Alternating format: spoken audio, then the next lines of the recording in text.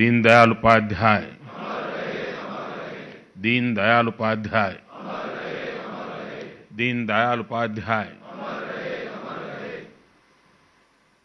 कार्यक्रम में मेरे साथ उपस्थित भारतीय जनता पार्टी के राष्ट्रीय अध्यक्ष श्रीमान जेपी नड्डा जी, पार्टी के सभी वरिष्ठ पदाधिकारीगण और सभी माननीय सांसद, आज हम सब दीनदयाल उपाध्याय जी पुण्यतिथि पर अनेक चरणों में अपनी श्रद्धांजलि अर्पित करने के लिए एकत्र हुए हैं। पहले भी अनेकों अवसर पर हमें दीनदयाल जी से जुड़े कार्यक्रमों में शामिल होने का, अपने विचार रखने का और अपने वरिष्ठ जनों से विचार सुनने का अवसर मिलता रहा है। यहां पर तो सभी लोग उस विचार परिवार के सदस्य हैं। दीनदयाल जी जिसके मुखिया की तरह, एक प्रेरणा की तरह अविरत रूप से हमें प्रेरणा देते रहे हैं। आप सबने दीनदयाल जी को पढ़ा भी है और उन्हीं के आदर्शों से अपने जीवन को गढ़ा भी है। और इसलिए आप सब उनके विचारों से, उनके समर्पण से भली भांति परिचित है। मेरा अनुभव है और आपने भी महसूस किया होगा कि हम जैसे जैसे दीनदयाल जी के बारे में सोचते हैं, बोलते हैं, सुनते हैं, उनके विचारों को पढ़ने का प्रयास करते हैं, हमें उनकी बातों में, उनके विचारों में हर बार एक नई ताजगी, एक नया दृष्टिकोण, एक नवीनता का अनुभव होता है। उनके विचार आज भी उतने ही प्रासंगिक है जितने तब थे और आने वाले समय में भी उतने ही आवश्यक रहेंगे जितने आज है। एकात्म मानव दर्शन का उनका विचार मानव मात्र के लिए था। इसलिए जहां भी मानवता की सेवा का प्रश्न होगा, मानवता के कल्याण की बात होगी, दीनदयाल जी का एकात्म मानव दर्शन प्रासंगिक रहेगा ही रहेगा। एकात्म मानव दर्शन में विशेष रूप से इन तीन शब्दों में व्यष्टि से समष्टि की यात्रा व्यक्त होती है, स्वार्थ से परमार्थ की यात्रा का मार्ग स्पष्ट होता है और मैं नहीं तू ही का संकल्प भी सिद्ध होता है। साथियों, हमारे यहां कहा गया है, स्वदेशे पूज्यते राजा, स्वदेशे पूज्यते राजा, विद्वान सर्वत्र पूज्यते। अर्थात सत्ता की ताकत से आपको सीमित सम्मान ही मिल सकता है।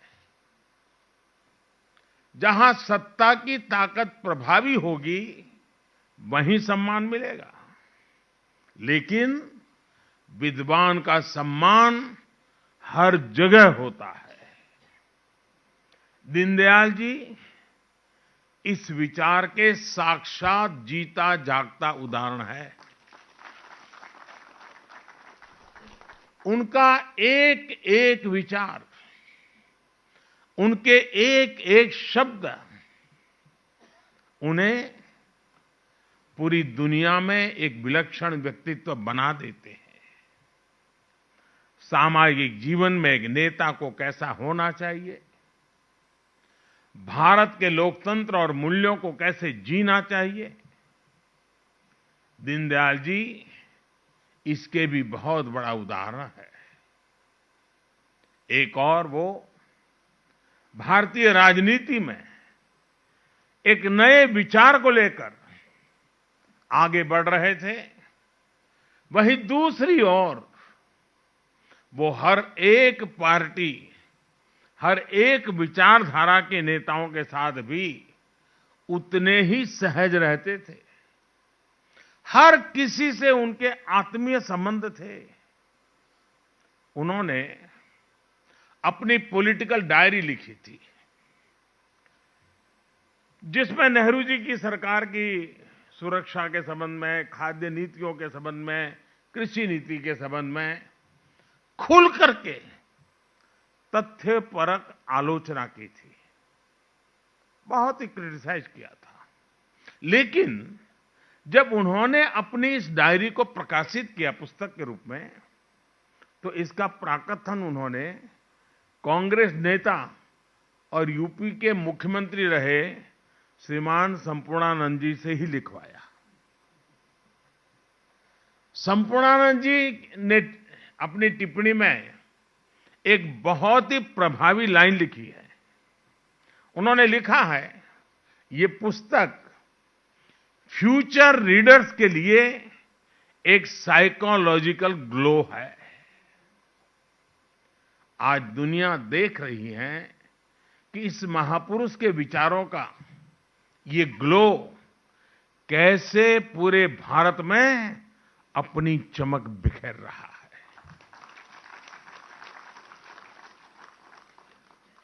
साथियों, हमारे शास्त्रों में कहा गया है,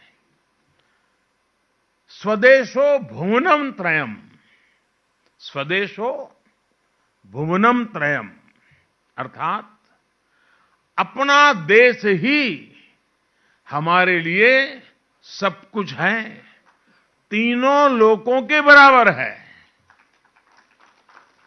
जब हमारा देश समर्थ होगा, तभी तो हम दुनिया की सेवा कर पाएंगे, एकात्म मानव दर्शन को सार्थक कर पाएंगे।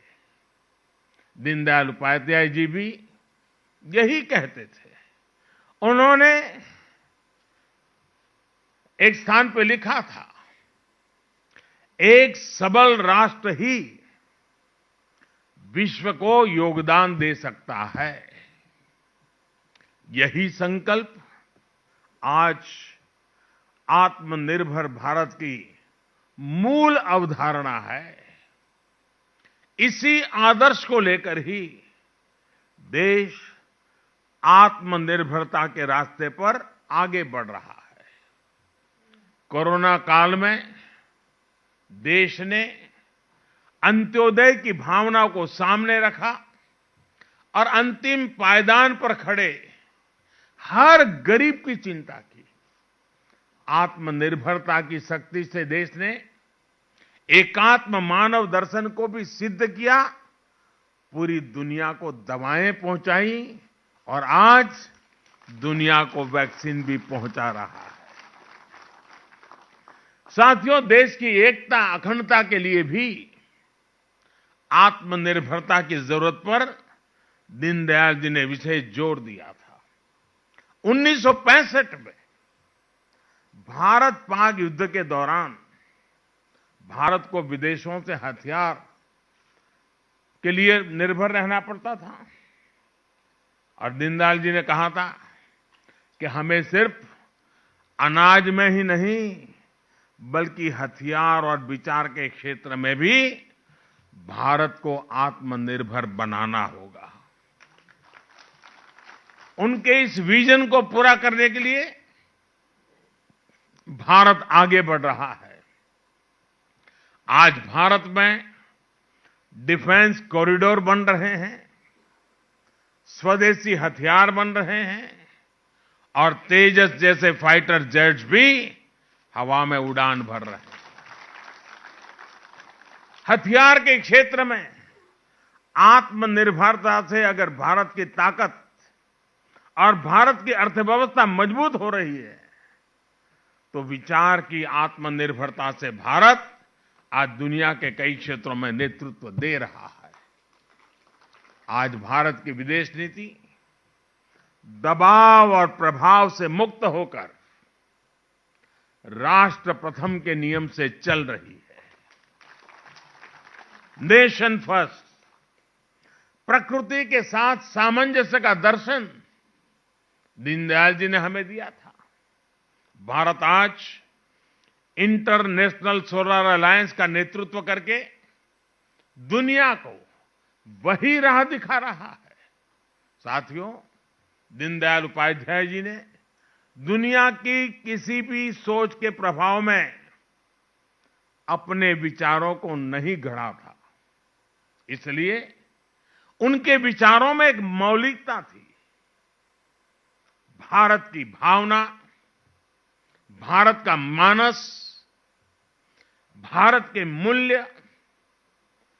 वेद से विवेकानंद तक की भारत की चिंतन यात्रा, ये सारी बातें दीनदयाल जी के चिंतन में झलकती थी। इसलिए वो एक ऐसी अर्थव्यवस्था की बात करते थे जिसमें पूरा भारत शामिल हो, जिसमें पूरे भारत की विविधता झलके। लोकल इकोनॉमी पर विजन इस बात का प्रमाण है कि उस दौर में भी उनकी सोच कितनी प्रैक्टिकल और व्यापक थी।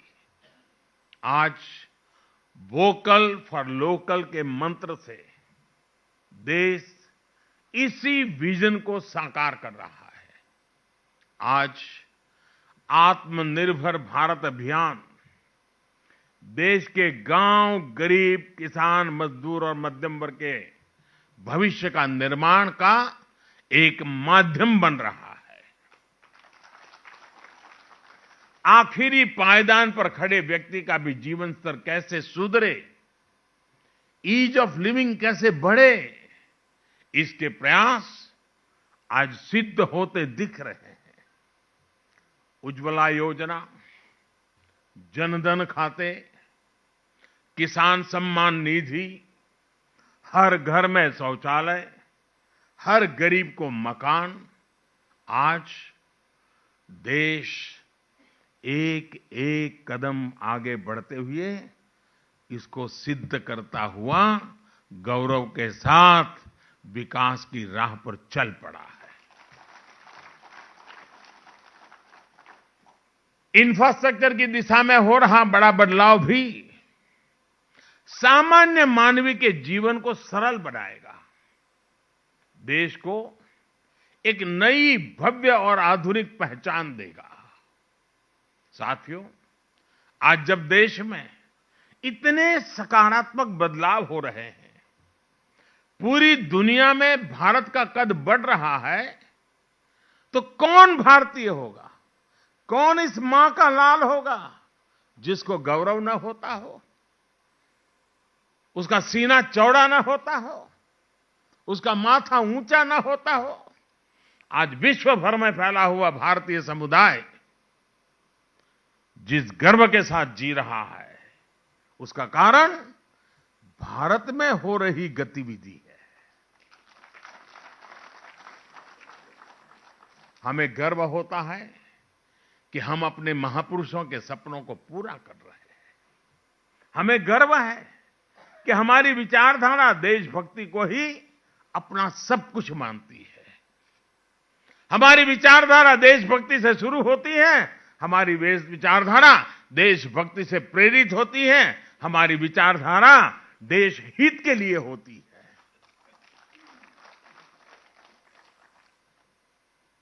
हम उसी विचारधारा में पले हैं जो विचारधारा राष्ट्र प्रथम, नेशन फर्स्ट की बात करती है। ये हमारी विचारधारा है कि हमें राजनीति का पाठ राष्ट्र नीति की भाषा में पढ़ाया जाता है। हमारी राजनीति में भी राष्ट्र नीति सर्वोपरि है। हमें राजनीति और राष्ट्र नीति में से एक स्वीकार करना होगा, तो हमें संस्कार मिले हैं राष्ट्र नीति को स्वीकार करना, राजनीति को नंबर 2 पर रखना। हमें गर्व है कि हमारी विचारधारा सबका साथ, सबका विकास, सबका विश्वास की बात करती है, उस मंत्र को जीती है। आप देखिए, हमारी पार्टी ने अपनी सरकारों में ऐसी कितनी ही उपलब्धियां हासिल की हैं जिन पर आपको गर्व होगा, आने वाली पीढ़ियों को गर्व होगा।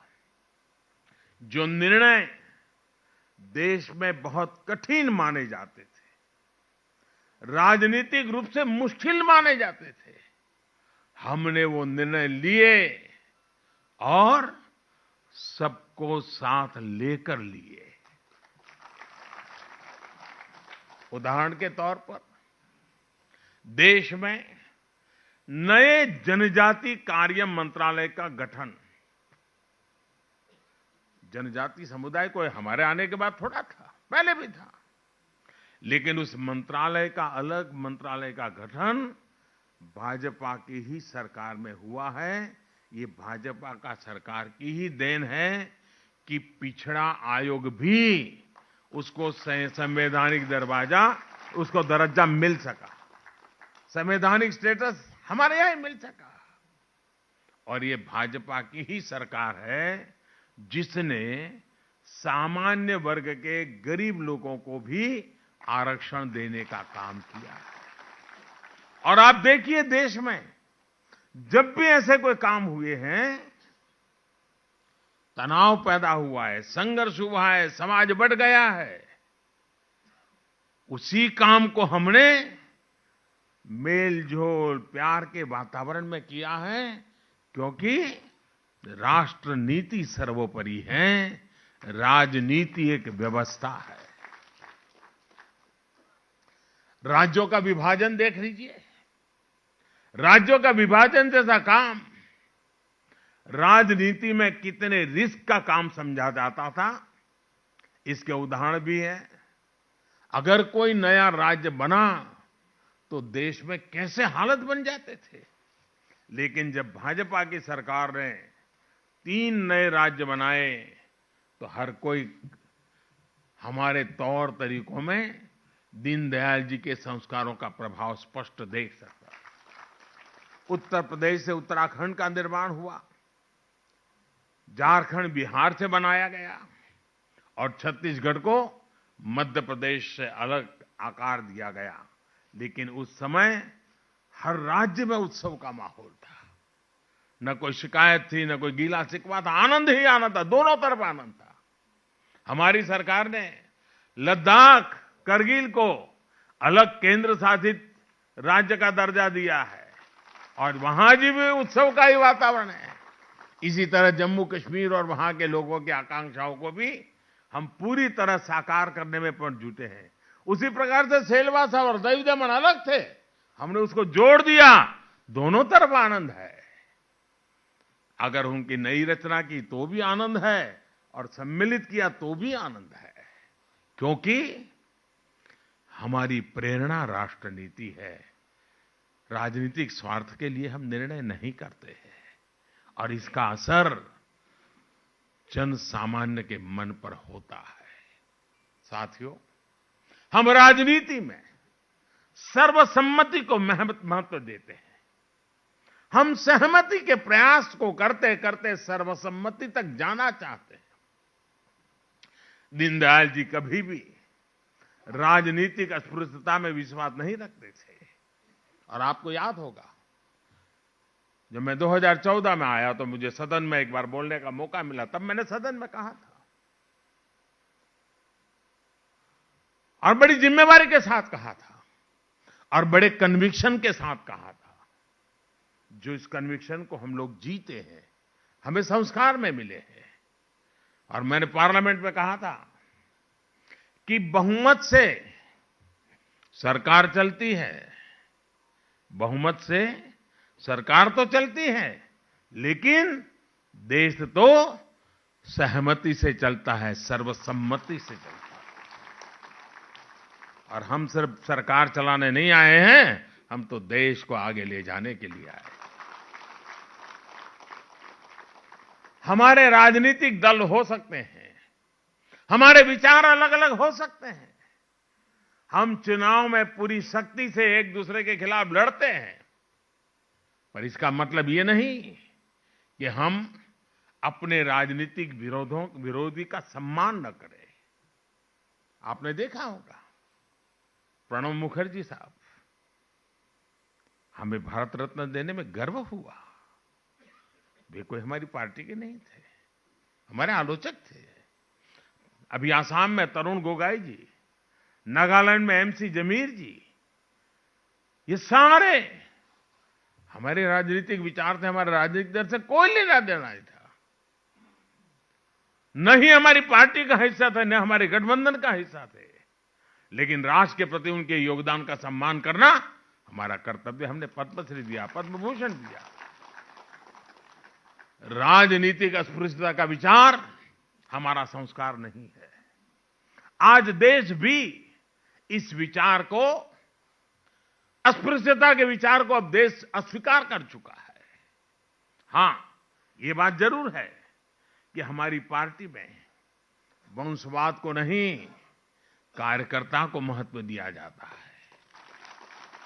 इसलिए आज देश हमसे जुड़ रहा है और हमारे कार्यकर्ता भी हर देशवासी को अपना परिवार मानते हैं। कहीं कोई आपदा आती है तो हमारे करोड़ों कार्यकर्ता अपना सब कुछ छोड़कर वहां पहुंच जाते हैं। कोरोना जैसा इतना बड़ा संकट आया, दुनिया में हर कोई अपने जीवन के लिए डरा हुआ था, लेकिन हमारे करोड़ों कार्यकर्ताओं ने अपना दायित्व समझकर दिन रात एक कर दिया।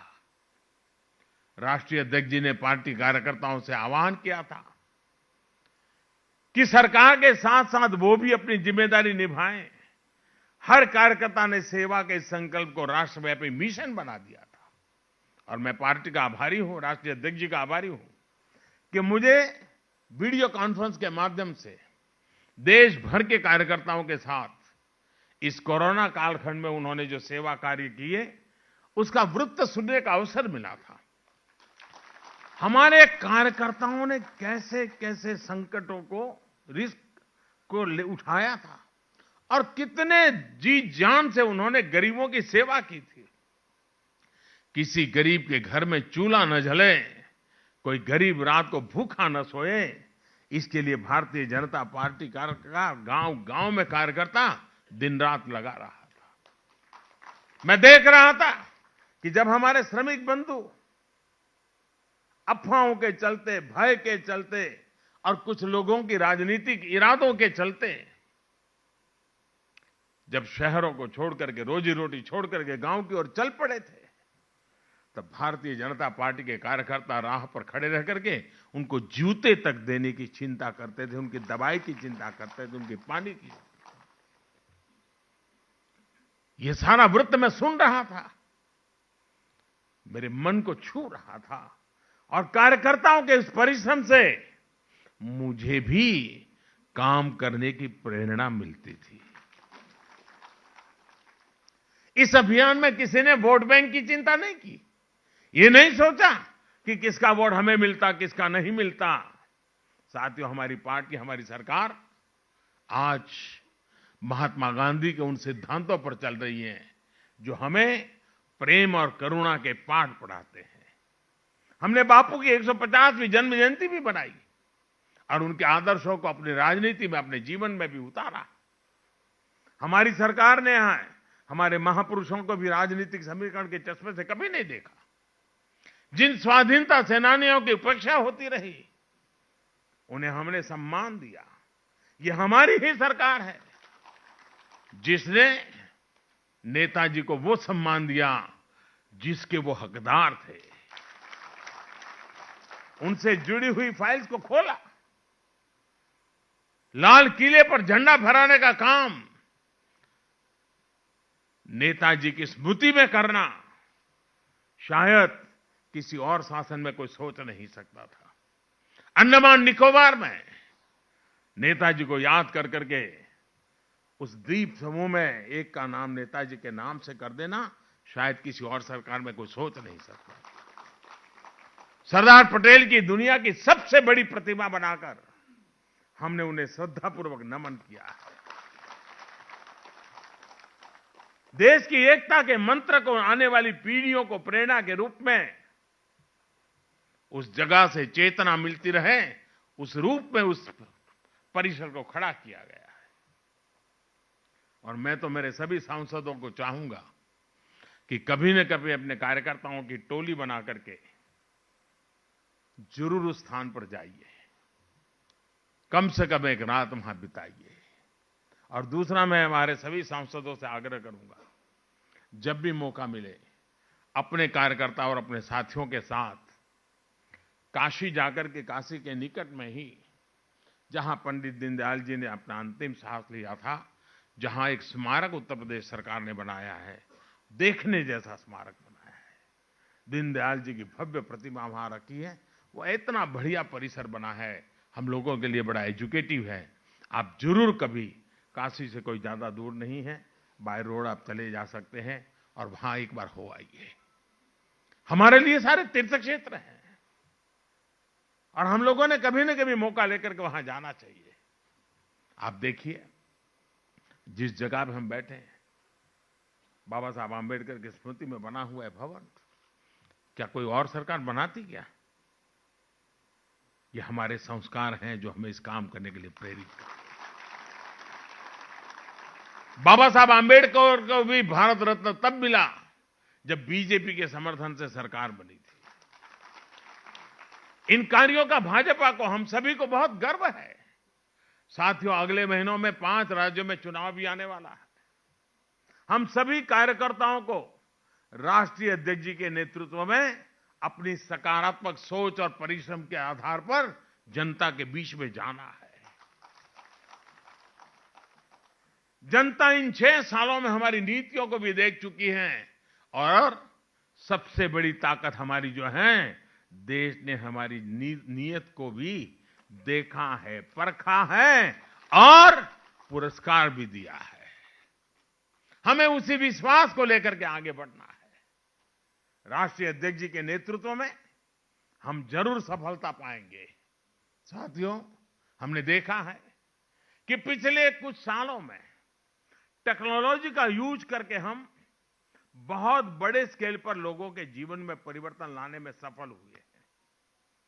गरीब, कम पढ़ा लिखा व्यक्ति टेक्नोलॉजी को यूज नहीं कर पाएगा, ऐसे सारे मिथक को तोड़कर आज देश रिकॉर्ड स्तर पर डिजिटल लेन देन कर रहा है। आज देश में हर महीने 4 लाख करोड़ रुपए से भी ज्यादा का लेन देन यूपीआई के माध्यम से हो रहा है। मोबाइल फोन से वो खरीद बिक्री कर रहा है, पैसे लेना देना कर रहा है। डिजिटल लेन देन करना अब लोगों के व्यवहार का हिस्सा बनता जा रहा है। टेक्नोलॉजी के बेहतर इस्तेमाल की वजह से अब गरीब से गरीब व्यक्ति अपना हक बिना किसी भ्रष्टाचार के पा रहा है। पहले कितनी ही योजनाओं का पैसा गरीब तक पहुंच ही नहीं पाता था। आज उसके हक का वही पैसा सीधे उसके बैंक खाते में ट्रांसफर किया जा रहा है। कितनी ही योजनाएं ऐसी थी जिसमें लाभार्थियों की सही पहचान नहीं हो पाती थी। जो अपात्र होते थे वो इसका फायदा उठा लेते थे। लेकिन अब टेक्नोलॉजी की वजह से वो सारी पुरानी अवस्थाएं बदल गई हैं। करोड़ों से नाम जो सिर्फ कागजों में थे, जो किसी गरीब का हक उस तक पहुंचने नहीं देते थे, उन नामों को हटाया जा चुका है।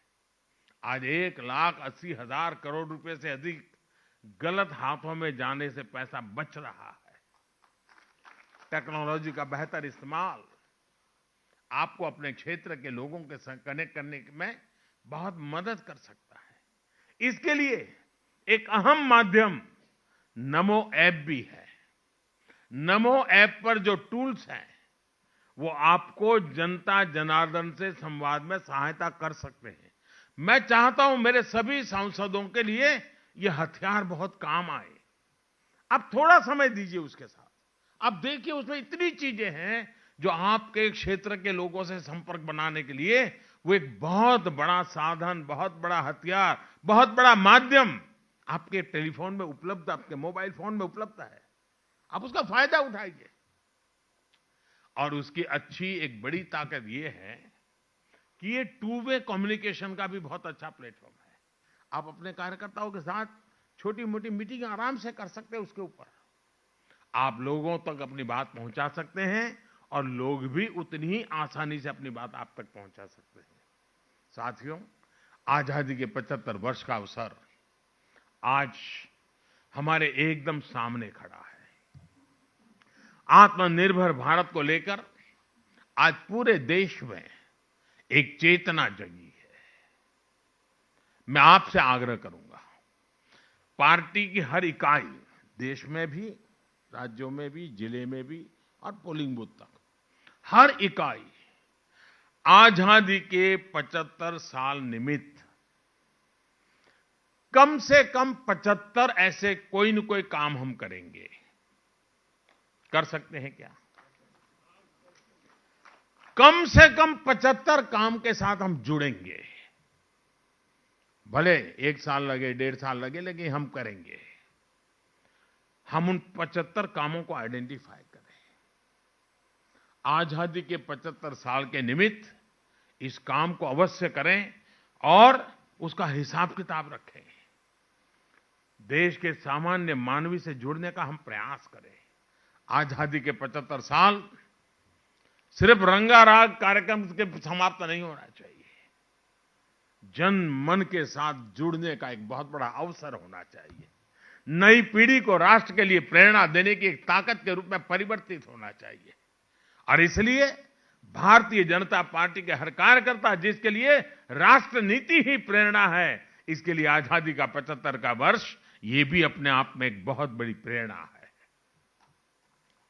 साथियों, वोकल फॉर लोकल, आत्मनिर्भर भारत, मैं सभी मेरे एमपी साथियों से आग्रह करता हूं, मेरे सांसद साथियों से आग्रह करता हूं, मैं भारतीय जनता पार्टी के कार्यकर्ताओं से आग्रह कर रहा हूं। जो राह हमें दीनदयाल जी ने सिखाई थी, उस राह पर चलने के लिए हम कहीं से कुछ तो सोचें। एक काम आप कर सकते हैं क्या? कठिन है लेकिन करना है। मैं कहूंगा तो आपको लगेगा कि तो बहुत सरल है, लेकिन फिर भी मैं कहता हूं बहुत कठिन है। परिवार के आपके अपने सदस्य सब बैठ करके, उसमें भी आपके नौजवान बेटे बेटी, भाई बहन जो भी हो, उनके साथ बैठ करके एक काम कीजिए। एक अच्छी सी डायरी लेकर के लिखिए, सुबह उठने से रात को सोने तक जिन जिन चीजों का उपयोग करते हैं, उसमें से कितनी हिंदुस्तान की हैं और कितनी बाहर की हैं, जरा सूची बनाइए।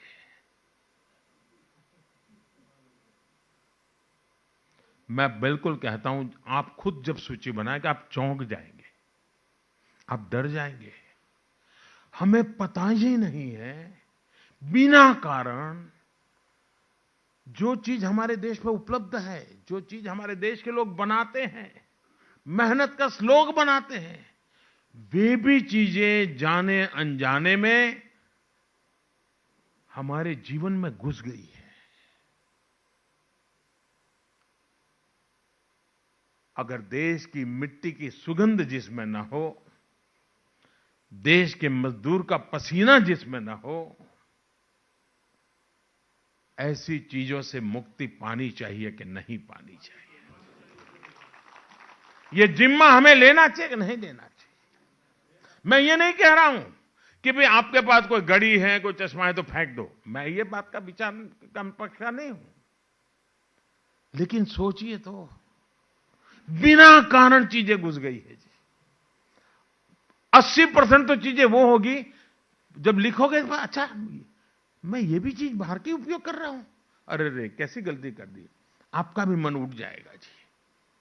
आप देखिए देश को और जब हम अपने से शुरू करेंगे तो कन्विक्शन के साथ हम औरों को भी कह पाएंगे और इसमें गर्व अनुभव कीजिए दोस्तों। और मैंने देखा है कि जब मैं वोकल फॉर लोकल की बात कर रहा हूं तो ज्यादातर लोग क्या करते हैं, देखिए दिए हम लोकल नहीं भाई, दिवाली के दिए से बात पूरी नहीं हो जाती है। वो तो हमारे मन के अंधेरे को दूर करने के लिए एक छोटी सी शुरुआत है। हमें जरा व्यापक रूप से होना चाहिए। साथियों, दीनदयाल जी ने हमें जो संस्कार दिए, ये समाज के प्रति हमारी जो संवेदना होती है, उस संवेदना का सामर्थ्य कितना होता है। अब देखिए सरकारें इतनी आई है, कुछ काम हम ऐसे कर रहे हैं जिसमें आपको वो बात नजर आएगी। जैसे मैंने अभी कई चीजें बताई, शौचालय का सोचने का विचार एकात्म मानव दर्शन के कारण आता है जी, सबका साथ सबका विकास का मंत्र से आता है। आपने देखा होगा कि सरकार ने काम किया, हमारे देश में भाषाएं तो अलग अलग है और हम अलग अलग भाषाओं के कारण अपने अपने दुनिया में जीते भी हैं, ये हमारी विविधता अपनी ताकत भी है। लेकिन क्या कारण है कि हमारे देश में ये जो हमारे मूक-बधिर भाई बहन होते हैं, हमारे दिव्यांग होते हैं, उनके लिए भी आजादी के इतने सालों के बाद भी हम कॉमन साइन लैंग्वेज नहीं बना पाए थे।